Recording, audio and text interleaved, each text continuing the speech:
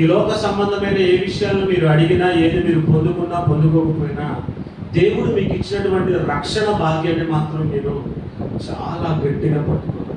అది ఊరికే రాలేదండి. రక్షణ కేవలము ఉచితంగా ఆయన ఇచ్చాడు, కానీ మనల్ని రక్షించడానికి ఆయన పడిన ప్రయాస సామాన్యమైనది కాదు. మట్టి మానవుడిగా ఈ లోకానికి దిగివచ్చి తన యొక్క మహిమనంతటిని విడిచిపెట్టి ఈ లోకానికి నలుడిగా దిగివచ్చి మనలాగా ఆకలి దప్పులు కలిగిన వాడిగా ఉంటూ మన వలె జీవించి కృంగి కుసించిపోయేలాగా ఉపవాసాలు ఉంటే ఆయన ఆత్మను కాపాడుకుంటూ మనం మాట్లాడుకున్నాం. గుడ్ ఫ్రైడే రోజు ఆయన సిలువలో పలికిన మాటలు, ఆయన మన కోసం ప్రాణం పెట్టిన విధానము, అది ఒక్కొక్కటి మనం తలంచుకుంటూ ఉంటే అసాధ్యంగా కనిపిస్తూ ఉంటుంది మానవ మాత్రం. దేవుడు మానవునిగా దిగి వచ్చి ఆయన చేసిన గొప్ప కార్యం ఎందుకంటే మనల్ని రక్షించడానికి, మన మీద ఉన్నటువంటి కాడి విరగొట్టబడటానికి, అపవాది మన మీద పెట్టినటువంటి బంధకాలన్నింటి నుంచి మనల్ని విడిపించడానికి ఆయన ప్రాణాన్ని పెట్టాడు. ఆయన రక్షణ మనకి ఇచ్చాడు.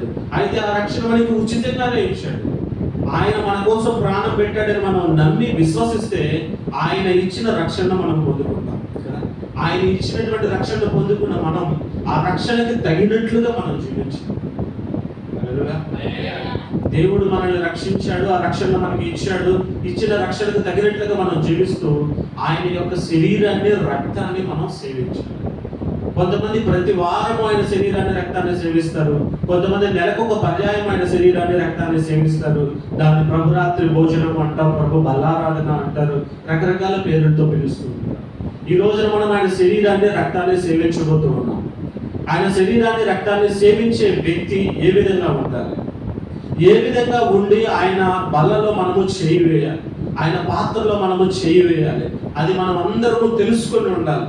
అది తెలియకుండా మనము భుజించేటువంటి ఆహారము వంటిది, అది కూడా మనము తినేది కేవలము ఒక రొట్టె ముక్కను, లేదా మనము తాగేది కేవలం ఒక ద్రాక్ష రసమును మాత్రమే అనేటువంటి ఆలోచనతో మనం అది సేవించినట్లయితే దాని వలన మనకి ప్రయోజనం ఏమాత్రము ఉండదు, కానీ అది మనకు తిరిగి శిక్షణ.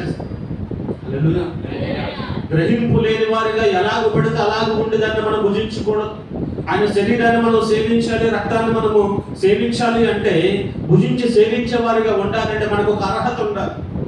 దేవుని సన్నిధికి అనేక మంది వస్తారు, అనేక మంది ఆరాధన చేస్తారు, అనేక మంది ఆయనతో ఏకీభవించి ముందుకు వెళ్తారు. వచ్చిన ప్రతి ఒక్కరికి కూడా ఆయన శరీరాన్ని, రక్తాన్ని ఇవ్వటం జరగదు. ఎవరికి ఇస్తామంటే మొదట మీ అందరికీ తెలిసినట్లుగా ఎవరైతే బాప్తిస్మము పొందుతారో, ఎవరైతే దేవుని నామంలో నేను రక్షించబడ్డానో, ఆయన నాకు రక్షకుడిగా ఉన్నాడు, ఆయనే నా దేవుడని నేను నమ్ముతున్నాను, ఇక నుంచి ఆయన కోసమే నేను బ్రతుకుతాను, నా జీవితము ఆయనతో పెనవేయబడింది, ఆయన ఇచ్చిన జీవితమే ఇది అని నేను నమ్ముతున్నాను, ఆయన నామములో నేను సమస్తము చేస్తాను, నేను ఏది చేసినా కూడా ఆయన మహిమ కోసమే చేస్తాను అని ఎవరైతే నమ్ముతారో, 10 మందిలో, సంఘం ఎదుట, సమాజం ఎదుట నేను ఆయన దేవుడిగా అంగీకరించాను అని సాక్ష్యము చెప్పి అందరి ఎదుట బాప్తిస్మము తీసుకుంటారో వారికి మాత్రమే ఈ యొక్క రొట్టెను, ద్రాక్షరసాన్ని ఇవ్వడం జరుగుతుంది. వారే అర్హులుగా ఎంచబడతారు. అవునా? అలా ఎంచబడ్డారు, అర్హులుగా ఉన్నారు. బాప్తిస్మము తీసుకున్న ప్రతి ఒక్కడు ఎలాగ పడితే అలాగూ జీవించి వచ్చి ఆయన సన్నిధిలో ఉండి ఆయన ఇచ్చినటువంటి ఆ రక్షణను పొందుకున్న వ్యక్తి రక్షణ కాపాడుకునేటట్లుగా సమాజంలో జీవించకుండా, మాటల్లో మార్పు లేకుండా, వాళ్ళ ఆలోచనలో మార్పు లేకుండా, వాళ్ళ క్రియల్లో మార్పు లేకుండా, లోకస్తులు ఎలా అయితే ఉన్నారో వీళ్ళు కూడా అలాగే ఉంటూ వాళ్ళతో పోటీ పడుతూ, అబద్ధాలు ఆడుతూ, దొంగతనాన్ని చేస్తూ, నరహత్యలు చేస్తూ, దోపిడీ చేస్తూ, తినరాని వాటిని తింటూ, అనరాని మాటలు అంటూ వారమంతా ఇష్టం వచ్చినట్టు తిరిగి ఆదివారం దేవుని సన్నిధికి వచ్చి దేవుని సన్నిధిలో కూర్చుని పరిశుద్ధంగా ఆయన యొక్క రొట్టెను, ఆయన యొక్క ద్రాక్షరసాన్ని అనగా ఆయన శరీరాన్ని, రక్తాన్ని సేవించడానికి అందరం కూర్చున్నట్లుగా వాళ్ళు కూడా వచ్చి ఏకీభవించి చేయవేసేస్తే ఏం జరుగుతుంది చూద్దాం. కొరింథీయులకు రాసిన పత్రికలో స్పష్టంగా చెప్పండి. అపోస్తలుడైన పౌలు కొరింథీ సంఘానికి తెలియజేస్తూ ఉన్నాడు. కొరింథీ సంఘం ఎలా ఉందంటే, ఆ సందర్భంలో సమాధానం లేని వారిగా, సంఘములో ఉన్న వారికి ఒకరికి పొంతన లేని వారిగా, గొడవలు పడుతూ అయోమయ పరిస్థితుల్లో ఉంటూ రొట్టెను ద్రాక్ష రసాన్ని ఆహారం భుజించినట్లుగా, తమ ఇళ్లలో ఆహారం భుజించినట్లుగా వచ్చి అద్దెని కాడికి రొట్టెను విరుచుకుని తింటూ ఇష్టం వచ్చినట్లుగా ద్రాక్ష రసాన్ని సేవిస్తూ మత్తులైపోతూ కడుపు నిండుగా తింటూ ఉన్న ఆ సందర్భంలో పౌలు గారు ఆ విషయం గురించి పత్రిక రాశారు. 11వ అధ్యాయము 23వ వచనం నుంచి చదువుకుందాం. ఎవడు అయోగ్యంగా ఉన్నవాడు ఆయన యొక్క రక్తాన్ని, ఆయన యొక్క శరీరాన్ని సేవించినట్లయితే వాడు ఏమవుతాడని వాక్యం చెప్తుంది? అపరాధి అవుతాడు. దాని కింద చదువుకుంటే వెళ్తే తర్వాత చదువుదాం. వారు మీలో చాలా మంది అనారోగ్యంతో ఉన్నారు, కొంతమంది అయితే నిద్రిస్తున్నారంట, ప్రాణాలు కూడా పోగొట్టుకున్నారంట. చాలా తేలికగా తీసేసుకుంటారు రొట్టె ద్రాక్షరసం. ఎలా పడితే అలాగే ఉంది. అయోగ్యంగా ఉండొద్దు, అయోగ్యంగా ఉండి తీసుకోవద్దని వాక్యం చెప్పబడింది కదా. మరి యోగ్యంగా ఉండాలంటే మనం ఏం చేయాలి? మనం అయోగ్యులమా యోగ్యులమా అనేది మనకి ఎలా తెలుస్తుంది? అందరితో పాటు మనము ఉన్నాం. బాప్తిస్మం తీసుకుంటే చాలా మంది ఆలోచన ఏంటంటే, మనం బాప్తిస్మం తీసుకున్నాం కాబట్టి ఆయన యొక్క శరీరాన్ని, రక్తాన్ని సేవించవచ్చు, మనం ఎలా బ్రతికినా పర్వాలేదు, బాప్తిస్మం తీసుకున్నాం కాబట్టి మనకు అర్హత వచ్చేస్తుంది, కాబట్టి మనం వెళ్దాం, తీసుకుందాం, వచ్చేద్దాం, బయటకు వద్దాం, మన డైలీ రొటీన్లో మనం ఎలా జీవిస్తున్నామో అలాగే జీవించేద్దాం అనేటువంటి ఆలోచనలు చేసేవారు అనేక మంది నేటి దినాల్లో కనిపిస్తున్నారు. దేవుడు స్పష్టంగా చెప్పాడు మత్తయి సువార్తలో, మనము బలి అర్పించడానికి వెళ్ళేటప్పుడు మన హృదయంలో సహోదరుని ఎడల సమాధానం లేకుండా ఉన్నట్లయితే, స్పష్టంగా మత్తయి సువార్త 5వ అధ్యాయం 23-24 వచనాల్లో దేవుడు తెలియజేస్తున్నటువంటి విషయము, మనం అర్పించే అర్పణ విషయంలోనే దేవుడు అంతా పర్టికులర్గా ఉన్నాడు. ఏదైనా దేవుని సన్నిధిలో మనం అర్పించాలనుకుంటున్నప్పుడు, అర్పణ ఇవ్వడానికి సిద్ధపడుతూ ఉన్నప్పుడు, ఆ సమయంలో నీకు ఒకవేళ నీ సహోదరునితో ఏదైనా వ్యాజ్యం ఉన్నదో, ఏదైనా గొడవ ఉందో, ఏదైనా అసమాధానం ఉందో, నీ సహోదరుడు అంటే కేవలం సహోదరుడనే కాదు, అది సహోదరి అయినా కావచ్చు, ఇరుగు పొరుగు వారితో అయినా కావచ్చు, ఏ మానవుడితో అయినా నీకు అసమాధానము ఉన్న ఎడల, సమాధానము లేని ఎడల, నువ్వు అన్నదానికి వారు అన్నదానికి విభేదం వచ్చిన ఎడల, మాట పెరిగి ఒకరినొకళ్ళు తిట్టుకునే ఎడల, ఒకరి మీద ఒకళ్ళు కోపగించుకునే ఎడల, ఒకరి మీద ఒకళ్ళు అరుచుకునే ఎడల, మీ ఇద్దరి మధ్యలో కూడా సమాధానము లేని ఎడల, మీరు ఆ హృదయంతో వచ్చి బలిని అర్పించడానికి, అర్పణను ఇవ్వటానికి దేవుడు అంగీకరించాడు. ఆయన అర్పించబడ్డాడు మన కోసం, ఆయన బలిగా అర్పించబడ్డాడు మన కోసం. ఆ బలిని మనం స్వీకరించాలి అంటే మనము ఇలా అసమాధానంతో ఉండి దాన్ని స్వీకరిస్తే యోగ్యులుగా ఉంటామా? మనం యోగ్యులుగా ఉండాలి అంటే మొట్టమొదటి మన జీవితాల్లో ఉండాల్సింది ఏంటంటే సమాధానం. నేటి జీవితాలలో ఏమైపోయిందంటే సమాధానం కరువైపోయింది. కుటుంబాలలో భార్యకి భర్తకి మధ్యలో సమాధానం ఉండదు.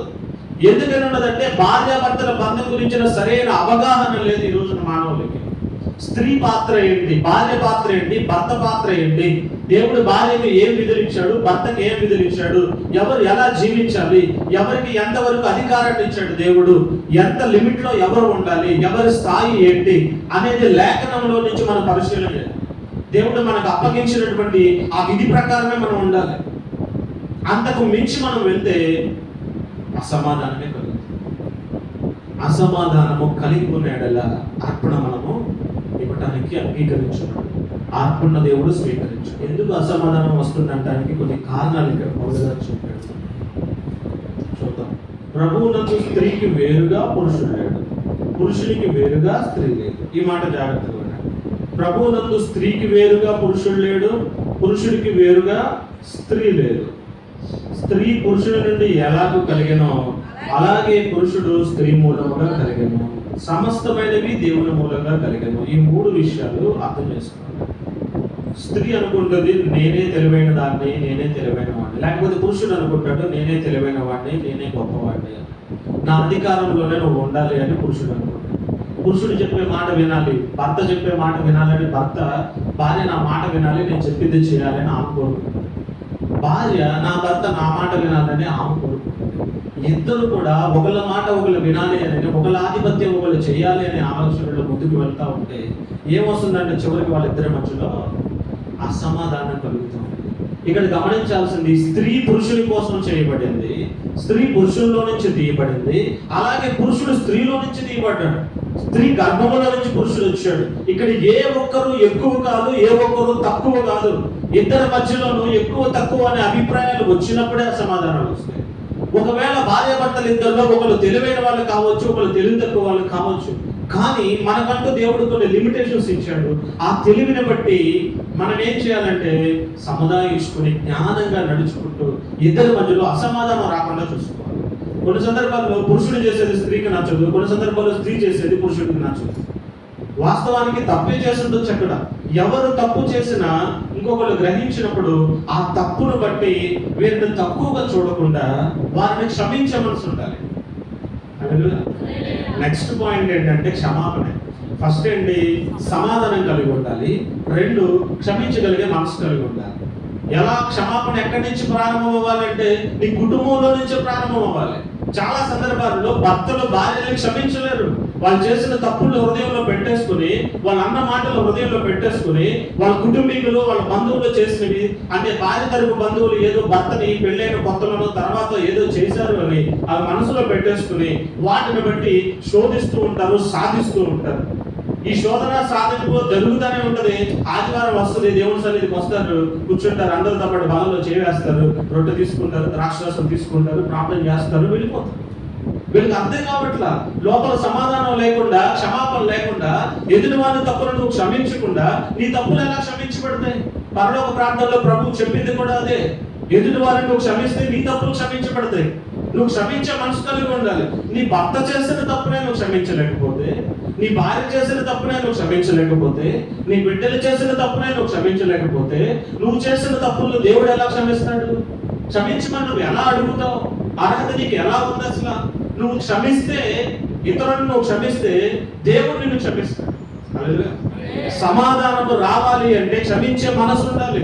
కుటుంబంలో ఇద్దరికి ఏముండాలంటే క్షమించే మనసు ఉండాలి. అన్ని సందర్భాలలోనూ నువ్వు ఆలోచించే స్థితిలో ఉంటావు. ఒకవేళ భర్త తెలివిగా ప్రవర్తించే స్థాయిలో ఉండండి, భార్య కొన్ని సందర్భాలలో అర్థం చేసుకోవాలని మంద మధ్యలో ఉంటే, నువ్వు ఇక్కడ నేను తెలివైనోడిని అని లోపల అతిశయం పెంచుకొని 10 మంది ముందు నా భార్య ఇది అది. పురుషులు చేసేది ఏంటంటే భార్య ఒకవేళ బలహీనమైంది అనుకోండి, అంత జ్ఞానవంతురాలు కాదనుకోండి, పరువు తీసినట్టు మాట్లాడతారు బంధువులు. వీళ్ళ వాళ్ళ చెల్లెళ్ళ ముందులో, ఆడపడుచుల ముందు, అత్తల ముందు, వాళ్ళ అమ్మ ముందు, నా భార్య చాలా తెలివి తక్కువది, నేను కాబట్టి కాపురం చేస్తున్నా, ఇంకొకడైతే ఎప్పుడో వదిలేసేవాడు, దీంతో నా తల ప్రాణం కాపు వస్తుంది, నా బ్రతుకు నా పాడైపోయింది, నా జీవితం నాశనం అయిపోయిందని రకరకాలుగా మాట్లాడే భర్తలు చూస్తున్నాం. కొన్ని సందర్భాల్లో రివర్స్, భార్యలు నా అందానికి ఏం తక్కువ, నువ్వు చూస్తే ఎలా ఉన్నావు, నా కర్మకాలను నాకు భర్తగా దొరికావు అని ఆయన ముందే మాట్లాడుతూ ఉంటారు. పరువు తీసేసినట్టు మాట్లాడతారు. 10 మందిలో భర్తను తక్కువ చేసి మాట్లాడతారు. ఒకవేళ వాడు నిజంగా తక్కువ వాడే, తెలివి తక్కువ వాడే అయినా అతనిని 10 మందిలో కించపరిస్తే, భర్త భార్య వేరు కాదండి. భార్య భర్త కలిస్తేనే ఒక శరీరం, యాక శరీరం అన్నాడు దేవుడు. నరుడు ఒంటరిగా ఉండడం మంచిది కాదు అని దేవుడు చెప్పి ఇద్దరిని జతపరిచాడు. పురుషుడికి గాఢ నిద్ర కలగజేసి పక్కటెముకలు తీసి దాన్ని మాంసంతో పూడ్చి స్త్రీగా చేసి మీరిద్దరూ కలిసి ఉండండి అన్నాడు. అంటే స్త్రీలో నుంచి పురుషుడు వచ్చాడు, పురుషుల్లో నుంచి స్త్రీ వచ్చాడు కదా. పురుషుడికి నిద్ర కలగజేసి ఎముకలు తీసి స్త్రీని చేశాడు. మనం ఎక్కడి నుంచి వచ్చామంటే స్త్రీ గర్భంలో నుంచి వచ్చాం. అంటే ఈ రెండు కూడా పెనవేయబడినటువంటి బంధం కలిగి ఉండాలి. ఎవరు ఎక్కువ కాదు, ఎవరు తక్కువ కాదు. ఒకరినొకరు ప్రేమించాలి, ఒకరినొకరు క్షమించాలి, ఒకరి తప్పుల్లో ఒకరి హృదయంలో దాచుకోవాలి. వాళ్ళు చేసినటువంటి తప్పుల్ని గుర్తొస్తే బీపీ రాకూడదు. ఎదురు వాళ్ళు చేస్తున్న తప్పులు, భార్య భర్తల విషయాలు అలా వచ్చిందనుకోండి, తెల్ల లెగిస్తే ఎవరు మొహం చూడాలి? వండి పెట్టేది ఎవరు? ఆ వండి పెట్టడానికి సరుకులు తెచ్చేది ఎవరు? భర్తతో నాకు పని లేదు, వచ్చి ఈ పనికి మాట్లాడితే నేను మాట్లాడకూడదు, ఈ రోజు నుంచి నేను చూడకూడదని చెప్పి తిరిగి మొహం తిప్పుకున్నాం అనుకో, తెల్లారి నీకు బొవ్వ ఎక్కడది? చిచి, అసలు ఈ భార్య మొహం చూస్తేనే నాకు చిరాకుగా ఉంది, నాకు అసలు వద్దు, నేను దీంతో మాట్లాడినట్టు గుండు పెట్టేది ఎవరు? ఏం జరిగినా ఎన్ని జరిగినా భార్య భర్తలు ఇద్దరు కలిసి ఉండాలి. ఈ రోజు జనరేషన్ మారిపోయింది. నువ్వు కాకపోతే ఇంకొకడు, నేను వదిలేస్తే పెళ్ళైన 3 నెలలకి 3 రోజులకి వదిలేసి వెళ్ళిపోయే పరిస్థితులు ఉన్నాయి. కానీ దేవుని వాక్యం చెప్తుంది, భార్యాభర్తల బంధం అనేది విడదీయబట్టడానికి చేయబడలా. దేవుడు జతపరిచిన వారిని నరుడు వేరు చేయకూడదు. ఒక్కసారి జతపరచబడ్డాము అంటే దేవుడు మనతో ఉన్నాడు, ఆయన సృష్టిలో మనం ఉన్నాము. ఎన్ని సమస్యలు వచ్చినా ఇద్దరు కూడా దేవుడి దగ్గర పెట్టాలి. ఇక్కడ చదివిన మాటలు చెప్పబడింది అదే కదా. ఒకవేళ నువ్వు జ్ఞానవంతురాలు అయితే నీకు ఆ జ్ఞానం ఇచ్చింది ఎవరు? ఒకవేళ నువ్వు తెలివైన వాడు అయితే నీకు ఆ తెలివి ఇచ్చింది ఎవరు? నువ్వు అందగాడు అయితే నీకు అందం ఇచ్చింది ఎవరు? నువ్వు 6 అడుగులు ఎత్తుంటే నీ ఎత్తును బట్టి నువ్వు మురిసిపోతుంటే నీకు ఆ ఎత్తు ఇచ్చింది ఎవరు? నువ్వు మంచి శరీర సౌష్ఠవం ఉంది, దృఢంగా ఉన్నా, బలంగా ఉన్నానని నేను నువ్వు హెచ్చించుకుంటూ మురిసిపోతూ నీకంటే బలహీనంగా ఉన్న వాళ్ళని తక్కువ చేస్తూ వస్తామంటే నీకు ఆ బలాన్ని ఇచ్చింది ఎవరు? సర్వ సృష్టి దేవుని మూలంగానే కలిగింది, అది గుర్తుపెట్టుకోవాలి. దేవుడు సృష్టిలో సృష్టించబడిన నరుణ్ణి, మానవుడిని ఎంతగా ప్రేమిస్తున్నాడంటే తన స్వరూపంలో మనల్ని చేసుకుని తన ప్రాణం మన కోసం పెట్టే అంతగా ప్రేమిస్తున్నాడు. అంతగా ప్రేమించే దేవుణ్ణి మనం కలిగి ఉన్నప్పుడు ఆ దేవుని యొక్క శరీరాన్ని, రక్తాన్ని సేవించేటప్పుడు ఎలా పడితే అలా ఉండేది తినేస్తామా? మనం ఏమవుతాం? అపరాధులుగా ఎంచుకుంటాం. కాబట్టి మనం చేయాల్సింది ఏంటంటే సమాధానం కలుగుతుంది. ఆ సమాధానం ఎలా వస్తుంది? దేంట్లో నుంచి వస్తుంది సమాధానం? క్షమించే మనసు ఉన్నప్పుడే సమాధానం వస్తుంది. ఇద్దరు వ్యక్తులు కలిసి ఉంటే ఇద్దరు అభిప్రాయాలు ఎప్పుడు ఒకేలా ఉంటాయా? చెప్పండి. ఇద్దరు మాటలు కలుస్తూ ఉంటాయా? పరిచయమైన కొత్తలో ఉంటాయి. స్నేహం చేసినా ఏం చేసినా కొత్త మోజులో ఉంటాయి. ఎందుకంటే ఏదో అనుకుంటాడు, సర్లే కొని నావాడేగా కొత్తలో కలిసి ఉంటాయి. భార్యాభర్తల బంధం కూడా మొదటి 2-3 సంవత్సరాలు చాలా హ్యాపీగా సంతోషంగా సాగిపోతూ ఉంటారు. ఒకరి కోసం ఒకరు తగ్గించుకుంటూ ఉంటారు, అర్థం చేసుకోవడానికి ప్రయత్నం చేస్తూ ఉంటారు. ఎప్పుడైతే 3వ ఏడు గుడ్డతో బయటకు వచ్చిన తర్వాత వాడు క్యారమని ఏడుస్తుంటే వాడికి డైపర్ తేయా అంటారు. నా దగ్గర డబ్బులు ఎక్కడే ఉన్నాయో నీకు తెలియకుండా ఏదో గుడ్డముక్క కోసి కట్టు అంటాడు. వాళ్ళ డైపర్లు వాడుతున్నారు, మీ తమ్ముడు భార్య డైపర్లు వాడుతుంటే నేను కోసి కట్టాను. ఇక్కడ లేదని బాధ కాదు, తమ్ముడు భార్య వాడుతుంది, నేను కూడా వాడాలి. నా ప్రెస్టేజ్ ఏమవ్వాలి? అన్నవో నువ్వు, అన్న ఏమో చిన్న క్లాతులు వాడుతుంటే తమ్ముడు డైపర్లు తెచ్చి వాడితే మన బరువు ఏమవ్వాలి? మొదలవుతాయి. డబ్బులుంటే తెస్తా కదే అంటాడు. నాకు తెలియదు, నువ్వు అప్పు చేస్తావు, ఏం చేస్తావు, అసలు తగ్గేదే లేదు, ఎక్కడ తగ్గకూడదు.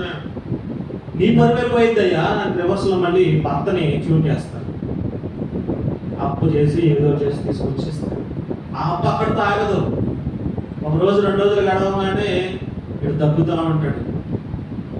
హాస్పిటల్ సిరప్లు కావాలి, డ్రెస్సులు కావాలి, మీకు మొదలైపోయింది. ఎందుకంటే మానవులు ఎప్పుడు కూడా పక్క వాళ్ళని చూసి కంపేర్ చేసుకుంటూ ఉంటారు. వాళ్ళకంటే నేను పైన ఉండాలి, ఎప్పుడు నేనే ఉండాలి, నేనే నా తర్వాతే నా కిందే వాళ్ళు ఉండాలి. ఎప్పుడైతే ఈ ఆలోచనతో పరుగులు చేస్తారో నిదానంగా ఇద్దరి మధ్యలో అసమాధానం ప్రారంభమైపోతుంది.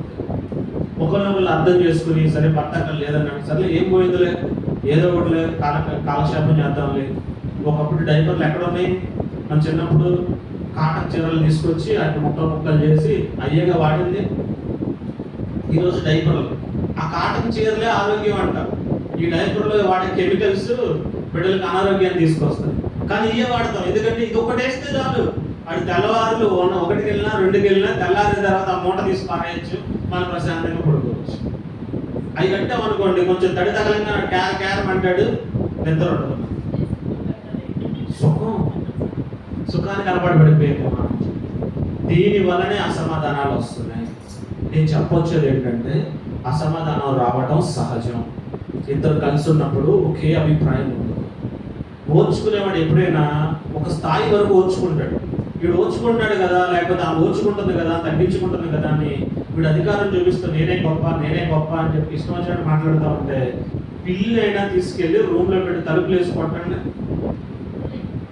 అది పులి అయిపోతుంది. ఇక లోపల ఉన్నాడు కూడా అయిపోయినట్టే. భార్య అయినా సరే తగ్గించుకుంటుంది, ఏమంటే నా పడుతుందని నా అధికారం చూపిస్తా, మీసం మెలేస్తా, నేను పురుషుడిని తొడగొడతా అంటే నేను పడకూడదు ఏదో. అందుకని సమాధానం అనేది తగ్గించుకునేవాళ్ళు ఓర్చుకుంటున్నారు కదా, తగ్గించుకుంటున్నారు కదా, నా గొప్పతనాన్ని బట్టి వాళ్ళు తగ్గించుకున్నారు అనుకోవద్దు. దేవుడు చెప్పాడు, తగ్గించుకున్నవాడు హెచ్చించబడును, హెచ్చించుకున్నవాడు తగ్గించబడును. నిన్ను నువ్వు హెచ్చించుకుంటున్నావు. వాళ్ళ వెనకాల ఏమీ లేదు, వచ్చేటప్పుడు పెళ్లి చేసుకుని వచ్చేటప్పుడు ఏమీ తేలేదు, కట్నం తేలేదు, ఏమీ తేలేదు, ఏమైనా చేసిన అడిగేవాడు ఎవడో లేడు, వీళ్ళ వెనకాల మాట్లాడేవాడు ఎవడో లేడు, కాబట్టి నేను ఏం చేసినా చెల్లుబాటు అవుతుంది, నేను ఏమన్నా సరే ఏడ్చుకుంటా మూలలు కూర్చుంటుంది తప్ప తిరిగి ఒక మాట మాట్లాడలేదు, ఎవరికి చెప్పలేదు, చెప్పిన ఎవరు వచ్చి మాట్లాడరు అని చెప్పి విర్రవీగుతూ అధికారం చూపించి నిన్ను నువ్వు హెచ్చించుకుంటున్నావా? ఒక్కరోజు తగ్గించబడతావు. జాగ్రత్త. నీ భార్య వెనకాల ఎంతున్నా, ఏమున్నా, ఏమి లేకున్నా, బంధువులున్నా లేకపోయినా అందరిని విడిచిపెట్టి నీ కోసం వచ్చింది.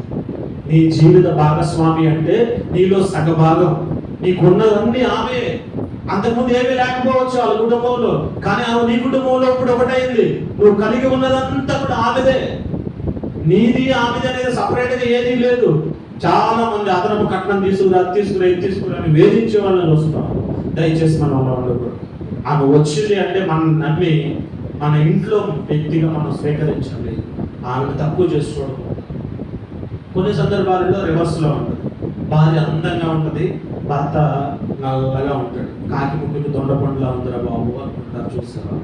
ఆమె కలిగి ఉన్న అందాన్ని బట్టి, ఆమె కలిగి ఉన్న ఐశ్వర్యాన్ని బట్టి, ఆమె యొక్క ఆ సౌందర్యాన్ని బట్టి భర్తను తక్కువ చేస్తున్నాను. దయచేసి నేను చెప్పే విషయం జాగ్రత్తగా ఉండండి. భార్యాభర్తలైన వాళ్ళు వాళ్ళ బలహీనతల గురించి ఇతరుల దగ్గర మాట్లాడారు. మీకు మీ భర్తలో బలహీనతలు కనపడ్డాయా? మిమ్మల్ని మీ భర్తను ఏకం చేసిన వాడు దేవుడు. మనుషులు కాదు మిమ్మల్ని కలిపింది. మనుషులు కావాలనుకుంటే మీ బంధం ఏర్పడలా. దేవుడు మిమ్మల్ని కోరుకున్నాడు కాబట్టి మీ బంధాన్ని ఐక్యం చేశాడు. కనుక నీకు భర్తలో బలహీనతలు కనపడినా దేవుడి దగ్గర చెప్పు. భర్త నిన్ను బాధిస్తున్నాడా?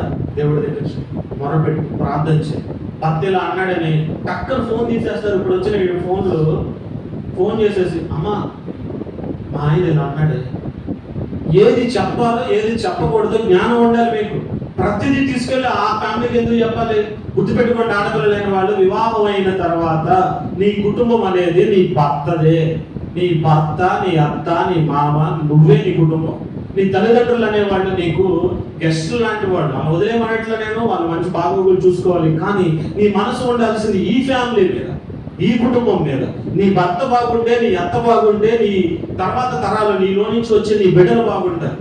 నువ్వు ఒక్కసారి నీ తల్లిదండ్రుల కుటుంబంలో నుంచి వచ్చిన తర్వాత ఆ కుటుంబం మీద నీ మనసు తీసే, పరిపూర్ణంగా తీసేయమన్నట్లు వాళ్ళకి కావాల్సినవి చూసుకో. కానీ నీ మనసంతా దాని మీద పెట్టుకుని ఈ కుటుంబాన్ని నిర్లక్ష్యం చేసి వీళ్ళని బాధ పెట్టి వాళ్ళకి ఏదో చేయాలని చెప్పి వీళ్ళ మీద దృష్టి నిలపకుండా నువ్వు అటే మనసు పెట్టుకున్నావా, నీ జీవితము అధోగతి పాలవుతుంది. కావలసిన అభివృద్ధి రాదు. ఎందుకంటే భార్యాభర్త ఇద్దరు కలిస్తేనే, సమాధానంగా ఉంటేనే, ఇద్దరు కలిసి ఏకీభవించి ప్రార్థన చేస్తేనే దేవుడు కార్యం చేస్తాడు.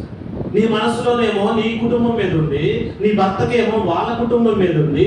ఈయనేమో వీళ్ళ గురించి ప్రయాసపడతా, నువ్వేమో వాళ్ళ గురించి ప్రయాసపడతా. ఒకే పడవలో వెళ్తున్నారు, ఒక కాలు ఇటేశారు, ఒక కాలు ఇటేశారు. ఎటెళ్ళదు మీ ప్రయాణం.